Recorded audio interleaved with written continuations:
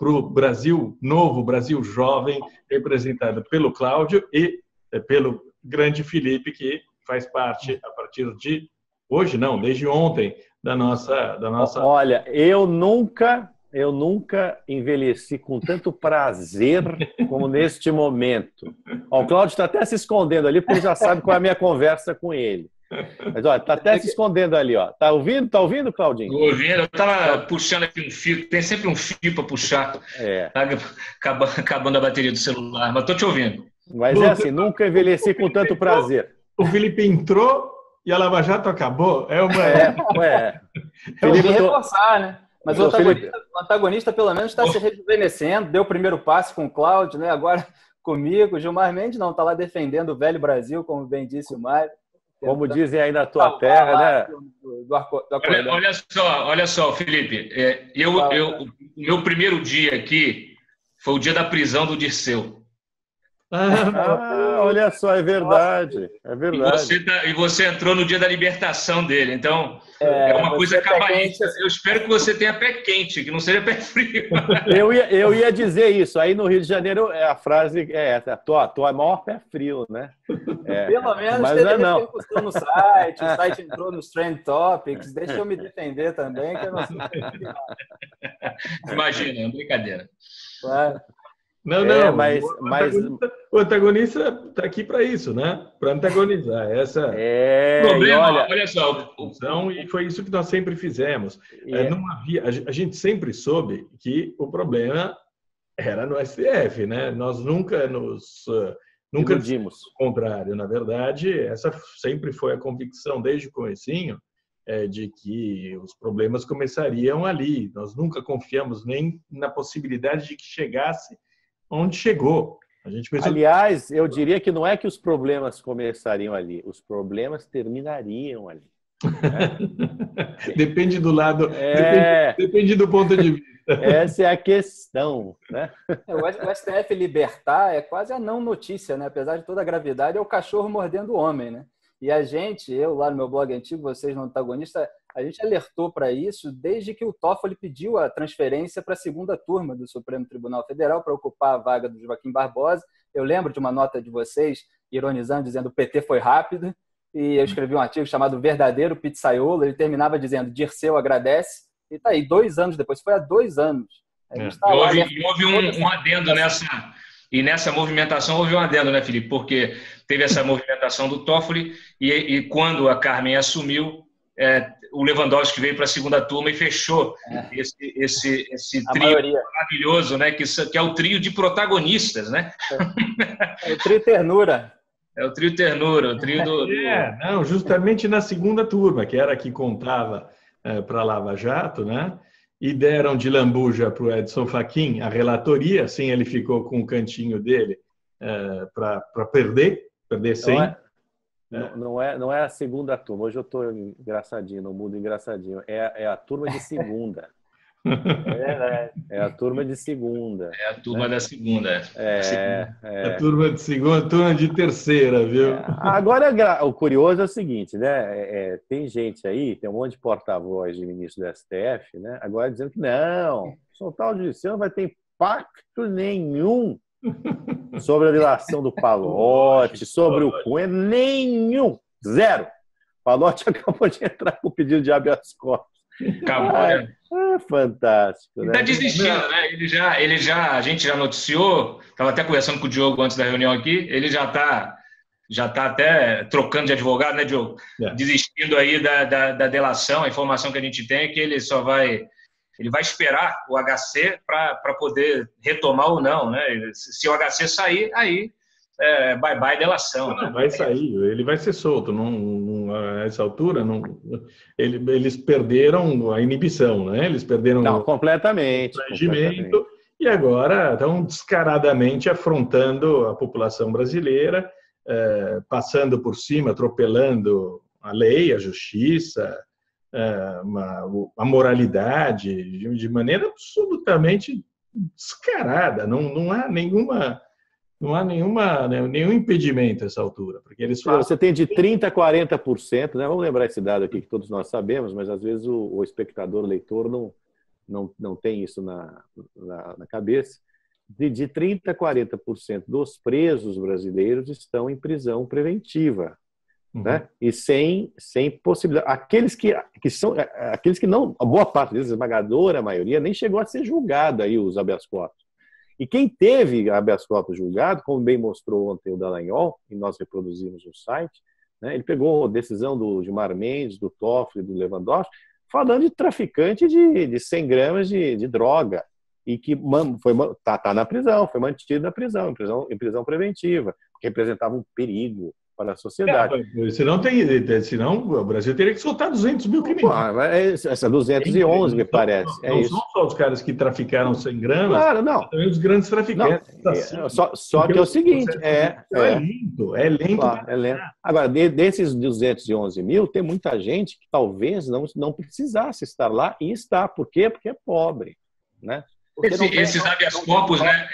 Onde será que vão parar, né, Mário? Pois das pessoas comuns, né? Exato. Porque nem chegam a ser julgados. Né? Esse pessoal não tem um Toffoli para chamar de seu, né?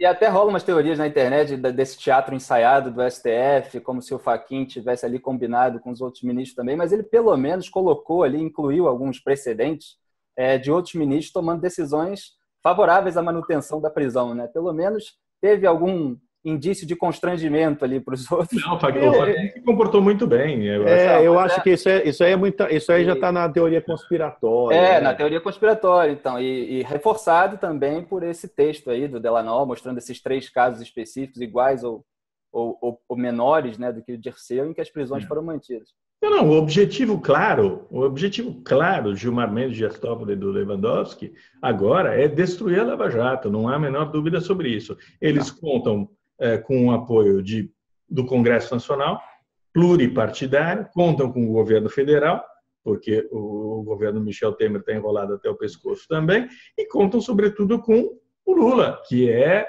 a principal força hoje em dia. Contam também, Diogo, de obter algum apoio para melar a Lava Jato. Contam também com a PGR, porque o que eu escuto aqui é que a PGR, obviamente, teria que se manifestar em alguns casos, né, recentes, de suposto impedimento legal de alguns desses ministros. Né? Então, assim, e a PGR está em silêncio até agora, não se manifestou, apesar dessas previsões legais. E é aquilo que eu falei um dia desse. Isso aí é apuração pura. Né? Eu, há 2 anos, há 3 anos, no final de 2014, quando os grandes empreiteiros estavam começando a ser presos, estavam já vários deles presos, e havia todo aquele esforço. Inclusive, a gente sabe que alguns desses esforços se transformaram, né, em investigações, né, a própria nomeação do Ribeiro, do Justiça, do ministro do STJ, e eu conversando com ministros do STF e do STJ, o que se sentia naquele momento, que as ruas estavam cheias de gente, né? As pessoas realmente estavam nas ruas pressionando muito, é que não havia clima. Essa é a expressão, viu, Felipe? Não havia clima para tomar uma decisão contra-majoritária, né? Como eles gostam de dizer que o STF é um tribunal contra-majoritário.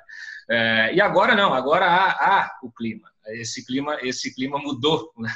Agora, e olha, está vivendo um outro momento, e esse momento é um momento muito preocupante, porque justamente quando a Lava Jato chega, e aí em função até do Palocci, a gente comentando a delação do Palocci, quando a Lava Jato entra nessa fase de investigar os bancos, o mercado financeiro, e aí você está tocando num ponto muito sensível. Exatamente, eu ia tocar nesse ponto e no outro. Primeiro, eu ia dizer o seguinte, que chamar a atenção para o fato de que o Lula, quando o Palocci anunciou, né, por interpostas pessoas, que estava negociando uma delação premiada, ele começou a jogar, olha, se quem falou no meu nome falou por conta própria, não tem nada a ver com isso. Né? O Palocci pode entregar muita gente, não a mim. Mais recado. Aí, num terceiro momento, o que o Lula fala? O Palocci não vai fazer delação. Porque nesse meio tempo, está claro, costurou-se um acordo, né, para que o Dirceu fosse libertado e no rastro do Dirceu, todos os outros também. Este é o quadro hoje. Só mudará, de fato, se houver pressão, e eu acho que pressão pesada, na rua. Senão vão libertar e vão melar a Lava Jato. Isso não é paranoia, isso não é papo furado. Está acontecendo nos nossos olhos. É a realidade. Sobre os nossos olhos, né? O que eu acho engraçado é que ficam criticando também o pessoal do Ministério Público, que fala para a sociedade, que explica, que faz campanha, né, como disse o Gilmar Mendes. E o Gilmar Mendes reclamou disso, que não está nas atribuições desse pessoal do Ministério Público, como se tivesse nas dele ficar dando opinião sobre tudo na imprensa, né? Então, assim, se o Ministério Público não fala, fica só esses ministros, só os políticos pautando aí o debate público, e o pessoal que está lá na Lava Jato, que conhece ali os detalhes das operações e os detalhes da lei que podem ser mudados e podem atrapalhar, eles têm de fornecer informação para a sociedade e fazer pressão nas ruas. E olha... Eles têm eles têm a obrigação de falar exatamente. Um procurador tem que falar. O procurador não emite sentença. Não é ao contrário do juiz. Então, desse ponto de vista, seria, digamos, muito mais ilegítimo um ministro do STF falar do que um procurador da República. O procurador da República só pode deixar de falar se um advogado também parar de falar, né? Vamos combinar. Se um advogado se proibirem advogados de falar, né? Então, ok. Então vamos proibir também procuradores de falar. É uma enorme pressão política, gigantesca. Claro, óbvio. Uma margem de manobra imensa desses delinquentes, desses criminosos que saquearam o país. Se eles não tivessem tudo isso, ainda vai lá, mas é óbvio que eles estão combatendo de uma posição de desvantagem. A Lava Jato faz uma batalha heróica, né? São crianças. O problema todo nesse jogo, nesse embate, é porque você tem a turma de Curitiba praticamente sozinha, né, nessas colocações. Quando eles gravam um vídeo, como gravaram 2 vídeos, né, contra a lei de abuso de autoridade, quando eles se manifestam nas redes, como o Deltan costuma fazer no Twitter, no Facebook, ele faz sozinho. Parece até que o Ministério Público se resume a Curitiba. E isso é muito preocupante. A gente, um dia desse, estava até discutindo aquela decisão do Conselho, aquela iniciativa do Conselho Superior do Ministério Público de tentar evitar, né, a transferência, restringir a transferência de um procurador para compor forças-tarefas em outros estados, etc. Então, a gente percebe que infelizmente, não há uma homogeneidade. A gente sempre soube. A Lava Jato é uma anomalia. A Lava Jato é uma anomalia. Nós sempre soubemos disso. É um fenômeno que surgiu, sabe-se lá como, irrepetível, uma oportunidade única para o Brasil, e eles contam, e essa é a variável com a qual essa bandalha, essa organização criminosa não contava, eles contam com o apoio maciço da população. As pessoas podem não estar na rua neste momento, mas apoiam maciçamente a Lava Jato. Olha, isso me lembra uma obrigação de demonstrar isso. É isso, porque eu me lembro, e é aplicado agora aos cidadãos, uma frase do Roberto Marinho, que é o seguinte: você só tem poder quando você o exerce. Né? Então, isso vale para o tirano, para organizações criminosas, né? E vale também para os cidadãos honestos. Então, assim, os cidadãos honestos têm o poder, já mostraram que têm esse poder, mas se não exercerem este poder neste momento, eles perdem esse poder. Sobre essa geração da Lava Jato, outro dia eu estava fazendo um bate-papo num evento, num cinema, aí eu fui falar dessa geração, lembrei do Diogo no Manhattan Connect, falando da geração dos jogadores do Barcelona, e tinha um fator sorte ali, de ter juntado todo aquele pessoal no mesmo time. E eu acho que com a Lava Jato aconteceu isso. Teve uma geração ali que é um ponto fora da curva. Juntaram várias pessoas que têm ali o ideal de justiça, de honestidade, de fazer um trabalho bem feito. É uma coisa muito rara, né? Raríssima. Na história brasileira, única. O que a gente gostaria é que as circunstâncias que confluíram para o surgimento desse pessoal, né, se transformassem em norma, né? Essa também seria a luta, né? Pelo menos eles passaram em concurso público, né? O TOEFL. Pelo menos, pois é. Pelo menos isso. É uma vantagem. E você vê juízes hoje que seguem, então, provavelmente já tinham essa disposição e agora se sentiram mais estimulados e seguros de irem adiante, né? Como é o caso do Bretas, do Valisney, né? E deve haver outros também, né? Estão aí tentando fazer um bom trabalho, estimulados pela... Agora, claro que a ducha de água fria que o STF está jogando, ela pode Mas também arrasa o país. Esse negócio arrasa o país, vai arrasar a economia também. Vai criar uma população bovina desmotivada, enfraquecida, sem esperança, sem expectativa de melhora. Vai arrasar o país, essa gentalha que está tomando essas decisões aí. Eles vão arrebentar o país. Agora, a gente tem que arrebentar com eles também, né? Metaforicamente. Cuidado, hein, Diogo? Você sabe que, assim, o abuso de autoridade tem se manifestado de uma maneira, digamos assim, matinal, né? E telefônica. Né? Agora, o Mário Agora é interessante. Essas pessoas que eram grandes amigas, quando você mandava na Veja e agora não são mais, putz, isso daí é um problema na nossa vida. É isso. Agora, o Mário falou no Bretas, talvez seja interessante a gente fazer uma comparação, que o Bretas estipulou, ele deu uma certa peitada ao estipular essa fiança para o Eike Batista, né, de 52 milhões, se eu não me engano. Não, ele volta para a prisão. E o Moro, que poderia ter feito qualquer coisa parecida no caso do Dirceu, acabou optando pela tornozeleira eletrônica, alegou que o tempo que ele cumpriria em prisão domiciliar, que ele não mandou para prisão domiciliar, tiraria tempo da pena efetiva quando ele realmente for condenado. Tem uma comparação ali, eu acho que o Moro ele teve essa opção técnica, mas talvez possa ter havido também uma posição estratégica de aceitar, de não entrar em conflito com o Supremo. Ele tem, olha, a gente está falando em fim da Lava Jato e no dia 10 a gente vai ter, obviamente, um grande espetáculo, que é o depoimento, o interrogatório do Lula, e ele vai ser confrontado com todas as provas de corrupção, não todas, um pedacinho da corrupção da qual ele é acusado, e a gente vai ter um showdown, a gente vai ter um momento de verdade da Lava Jato, do Lula, do futuro do país. E aí, Cláudio?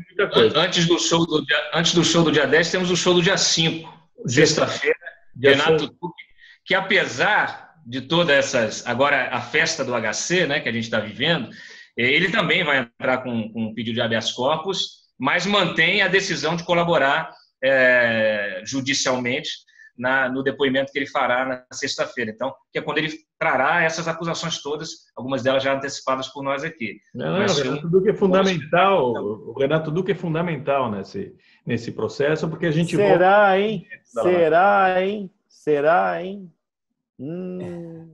Será? Olha, esse daí já foi condenado 3 vezes, né? 2 ou 3 vezes.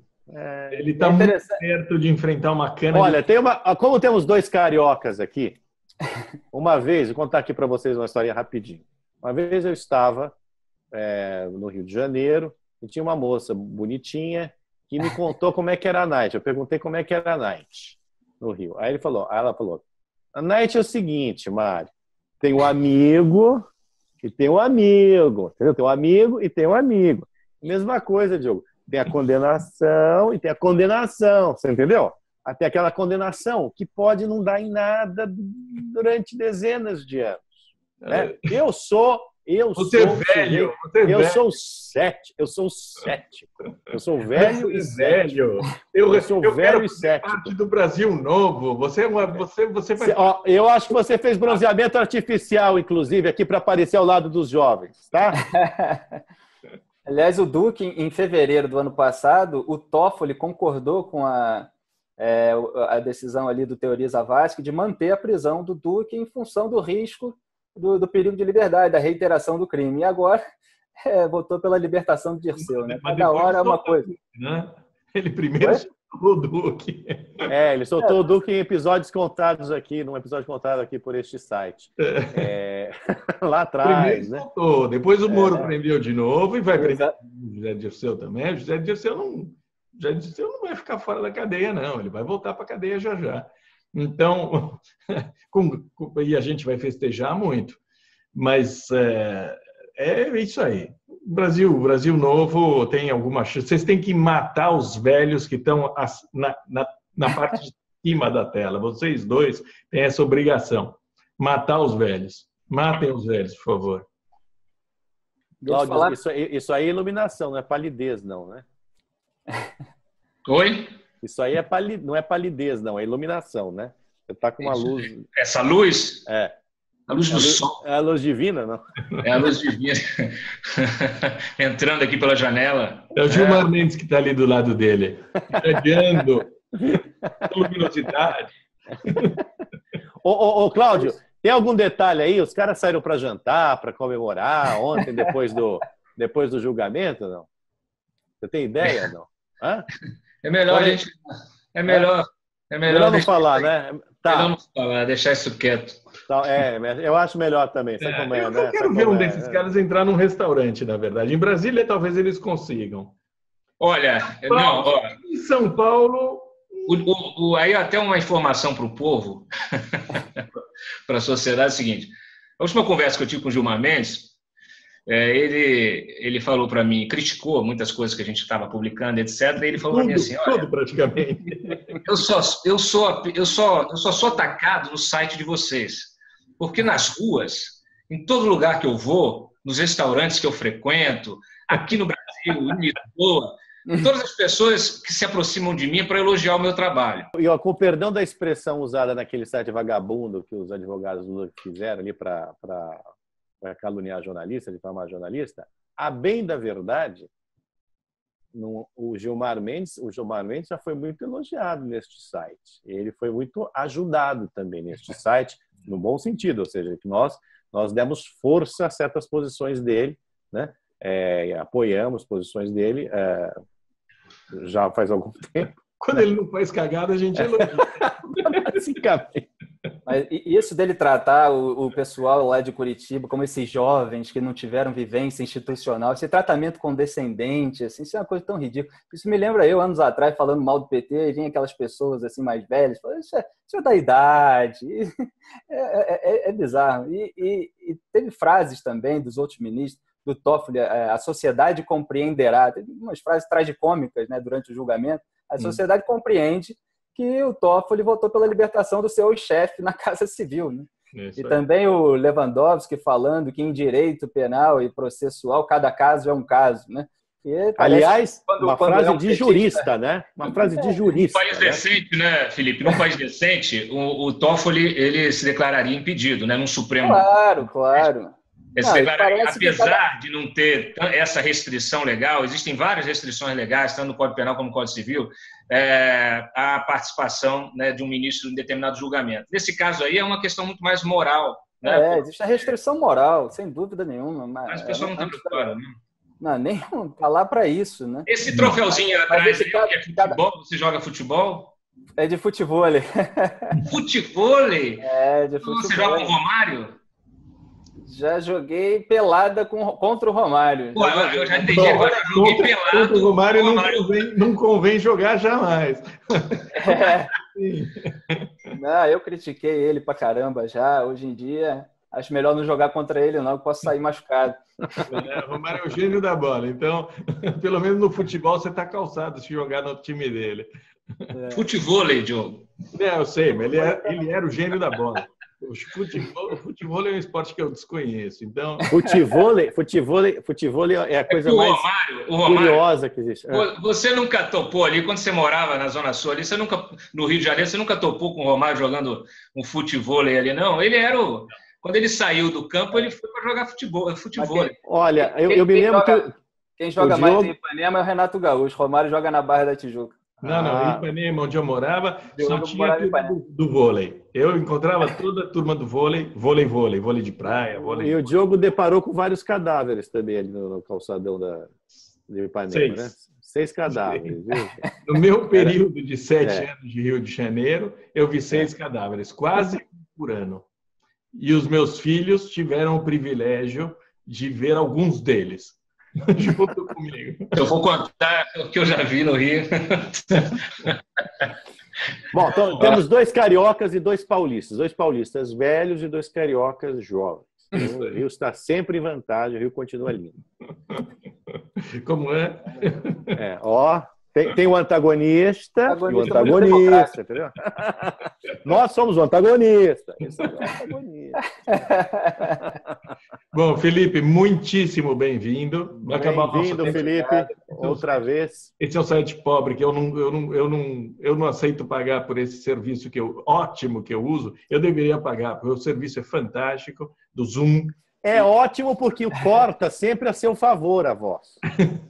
Por isso que é ótimo, entendeu? Você fica comandando o espetáculo e tal, e a gente fica sendo cortado, é por isso que é ótimo. Felipe, muitíssimo bem-vindo. Muito obrigado. Obrigado a todos os leitores que fizeram uma grande repercussão. Estou pronto para trabalhar para danar. Dirceu está sendo libertado aí. A gente precisa de reforço mesmo, trabalhar junto. Lembre-se que você não pode ser o pé frio aqui, hein? A gente tem um pé quente lá em Brasília. É isso aí. Fica ligado aí que o Rio de Janeiro tem outros aí que podem ser libertados daqui a pouco, hein? É verdade. Vou trabalhar para desfazer essa imagem de pé frio. Rio de Janeiro, o que mais tem é gente querendo um HC igual esse do Dirceu. Vai pintar HC para todo mundo. Vai ser o novo sambinha. No ano que vem é HC. Bom. Maravilha. Abraço. Tchau, gente. Um abração. Abraço. Tchau.